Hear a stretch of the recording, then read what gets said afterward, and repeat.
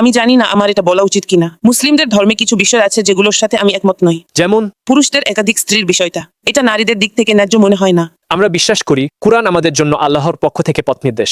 আল্লাহ আমাদের বলেন আমাদের কি করা উচিত, কি করা উচিত না, বা কি করতে পারবো আর কি করতে পারবো না। এই সবই আমাদের মঙ্গলের জন্য। উদাহরণস্বরূপ, যখন আল্লাহ আমাদের বলেন মদ পান করো না, জুয়া খেলো না, এসব কাজ করো না, কারণ এতে ভালোর থেকে খারাপটাই বেশি। তাই যখন বিয়ের বিষয়টি আসে, তখন ইসলামে একজন পুরুষকে সর্বোচ্চ 4 জন নারীকে বিয়ে করার অনুমতি দেওয়া হয়েছে। তবে এর শর্ত আছে, একজন পুরুষকে তার স্ত্রীদের প্রতি ন্যায় বিচার করতে হবে, যেমন তাদের জন্য যা খরচ করে এবং যে সময় কাটায় তাতে সমতা রাখতে হবে। যদি সে তাদের মধ্যে ন্যায় বিচার করতে পারে, তাহলে তার জন্য এটি প্রযোজ্য।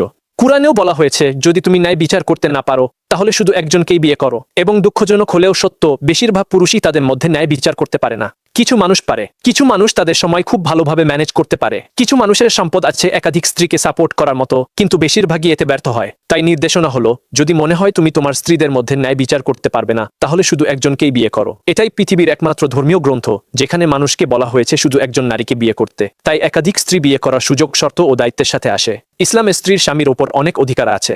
স্বামী তার স্ত্রী ও পরিবারের সকল আর্থিক চাহিদার দায়িত্বে থাকে। স্ত্রীকে পরিবারের জন্য 1 টাকাও খরচ করতে হয় না। সে বাড়িতে বসে তার জীবন উপভোগ করতে পারে, আর স্বামী খরচ ও যোগানের দায়িত্বে থাকে। আমরা এই নিয়ে কোনো অভিযোগ করি না। ইসলাম আমাদের জীবনের জন্য একটি কাঠামো দিয়েছে, তাই এসব বিষয়ের পেছনে আরও প্রেক্ষাপট আছে।